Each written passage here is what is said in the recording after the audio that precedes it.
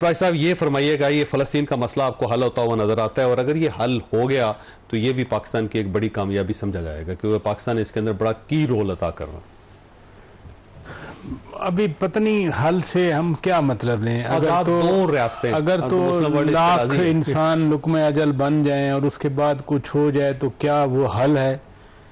दो रियासतों की जो आप बात कर रहे हैं, जंग बंदी होनी है, दो रियासतें बननी है। नहीं, दो रियासतें या जंग बंदी, लेकिन जो बच्चे, जो खवातीन, जो मर्द, जो जवान, जो बूढ़े, जिनको इस बेदर्दी के साथ एक नस्ल, बाकायदा एक नस्ल कुशी करके उनकी जिंदगियों से खेला गया। देखिए दो ऑप्शन है ना, या इस मसले को हल कर लें या फिर इसी तरह मरते रहें। नहीं, अभी बचा क्या है वहाँ पर, मुझे ये बताएं। अगर गजा का मतलब, मैं 7 अक्टूबर को भी गदा टीवी स्क्रीन पे देखते थे और आज भी आप गदा देख लें, उसमें आखिर क्या बचा है? सिर्फ 20 बंदों के लिए जो यरगमाली कह रहे हैं, उनके लिए गजा में सवाए ढेर के डेब्रीज के और तो कोई चीज़ नहीं बची।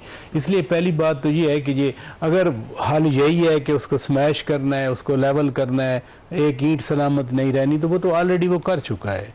हाँ, अब बात दूसरी जो आप 2 स्टेट सोल्यूशन की, दुनिया का कंसेंसस तो अब बन रहा है और इसराइल का पहले ऑब्जेक्टिव कहा गया कि ये गजा के जितने लोग बेचारे बच गए हैं ये छोड़ के चले जाएं, ये सऊदी अरब चले जाएं, उधर जाके सेटल हों। लेकिन अगेन वो जो ट्रंप साहब वाली मीटिंग की आप बात कर रहे हैं, उसमें कुछ ऐसी खबरें चलती रहीं कि जी ये मुस्लिम ममालिक जो हैं इनकी फ़ौज तैनात हो सकती है गजा में। इंडोनेशिया ने कहा मैं 20,000 फौजी उन्होंने कहा। अच्छा, पाकिस्तान जो है वो रिकग्नाइज्ड पीस कीपिंग कंट्रीब्यूटर है। मसलन कांगो है, ज़्यादा फौजी हमारे जाते हैं, ऐसे कांगो है, यानी वो दूर दराज में। तो ये तो गजा के अपने बहन भाई हैं। मुझे तो बड़ी खुशी होगी कि अगर पाकिस्तान की फ़ौज वहाँ तैनात होती है तो मेरे लिए तो जितना अपने वतन के एक इंच की हिफाजत जो है वो मुकद्दस है। शायद गजा में पाकिस्तान की फ़ौज कुछ कर पाए। मैं तो इस नज़र से अब देख रहा हूँ कल की इस डेवलपमेंट के बाद कि अगर मौका मिलता है तो पाकिस्तान की फ़ौज को, पाकिस्तान के डॉक्टर्स को, पाकिस्तान के इंजीनियर्स को, पाकिस्तान के आम शहरी जो जाना चाहें उनको ज़रूर जाना चाहे।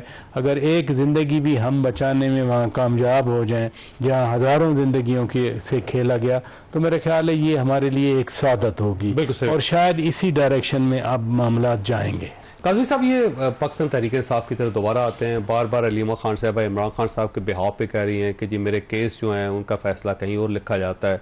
साथ उन्होंने कहा जी कि तोशाखाना 2 के अंदर सज़ा होने वाली है इमरान खान साहब को, और जो दरख्वास्त लगी, सज़ा मुअत्तली की दरख्वास्त लगी हाई कोर्ट में, उससे पहले ये फैसला हो जाएगा ताकि बुशरा बीबी को और इमरान खान साहब को अंदर रखा जाए।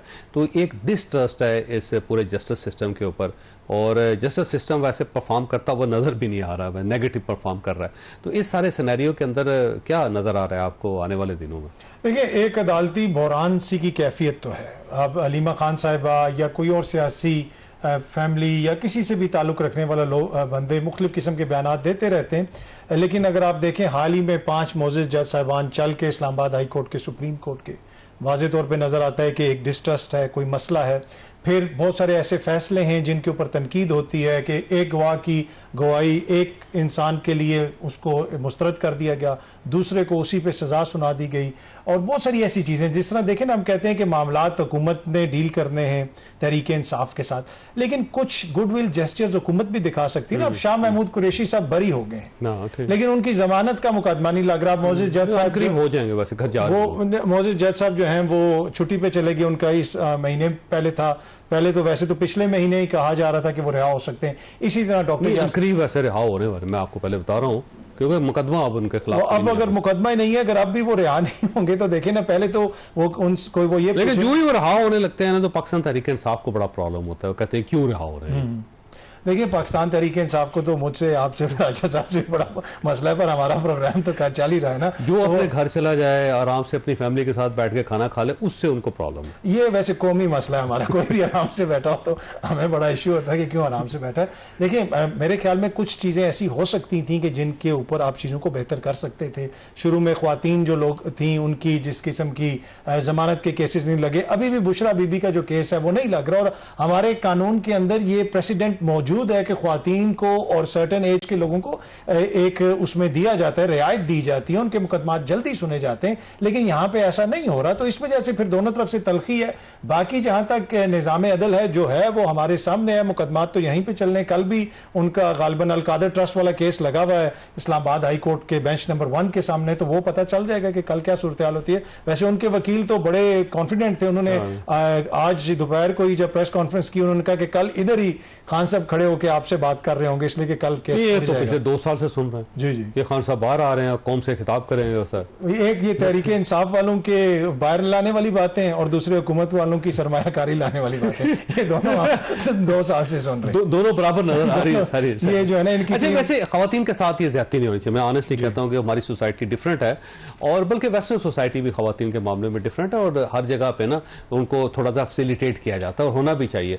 लेकिन जो खवातीन जेल से बाहर आती हैं पाकिस्तान तहरीक इंसाफ की, जो उसके बाद करती हैं, वो आप अंदाजा लगा लें। फिर देखिए वो तो फिर पर्सनल हर बंदे पे डिपेंड करता है। अगर कोई बाहर आके भी अगेन का आइन और कानून को तोड़ता है तो आइन और कानून मौजूद है, आप उसके खिलाफ जरूर कार्रवाई करें, इसमें तो कोई दो राय नहीं। हाँ, अब ये चीजें हैं कि कुछ ऐसी चीजें हो सकते हैं कि जो मेरी और आपकी नजर में मायूब हो, हमें पसंद ना आती हो, पर एज लॉन्ग एज उसमें कोई लॉ नहीं टूट रहा तो फिर सम टाइम आपको बर्दाश्त करना पड़ता है एक दूसरे को। अच्छा, ये लॉ होता क्या है जो टूट रहा होता है? अब ये भी सवाल है कि अगर आप किसी के खिलाफ ट्वीट कर रहे हैं और आप पूरे पूरे इदारों को मुलायन कर रहे हैं और आप उसके ऊपर ऐसे ऐसे इल्जामात लगा रहे हैं, फिर आप दूसरों की जो इंतहा दर्जे की वाह या ट्वीट्स हैं उनको टैग कर रहे हैं, तो आप समझते ठीक है। देखें वो तो कानून आप तोड़ रहे हैं ना, ये तो आपके डेफेमेशन में भी आता है, फौजदारी में भी आता है। अगर आप इदारों के खिलाफ कैंपेन कर रहे हैं, आप लोगों की हद तक इज्जत कर रहे हैं, तो ये तो लॉ में कवर है। लेकिन अगर कोई ये कह रहा है कि मुझे अतर काज़मी पसंद नहीं है क्योंकि इसकी नाक बहुत लंबी है, तो वो फिर मुझे बर्दाश्त करना पड़ेगा। उस पर मैं ये कहूँ कि नहीं भाई तुम ऐसा क्यों कहा, मैं तुम्हें अंदर कर दूंगा, तो वो तो थोड़ा बहुत तो आपको स्पेस देनी पड़ती है। कोई भाई साहब कहना चाहते हैं? वक्त खत्म हो रहा है भाई साहब। यहाँ तो सिर्फ कहा नहीं गया, यहाँ तो हमले किए गए ना। और 19A, कॉन्स्टिट्यूशनल जो प्रोविजन है, मैं सिर्फ PPC की बात नहीं कर रहा, आइन में कदगन है, subject to certain restriction that imposed by law, ये बाकायदा हमारा आइन कहता है। तो अगर कोई इस हद तक कहता है तो फिर तो लाजिम हो जाता है कि कानून हरकत में आए, और ये ना देखे औरत है, ये मर्द है, ये बुजुर्ग है, जवान है, ये बच्चा है। एग्जैक्टली वक्त खत्म हो गया। खासा आपने गोतू सुनी, फैसला आपने खुद करना। अल्लाह ताला आप और आपके अहले खाना को हर किस्म की मुसीबत से महफूज रखे। अल्लाह हाफिज़। पाकिस्तान जिंदाबाद।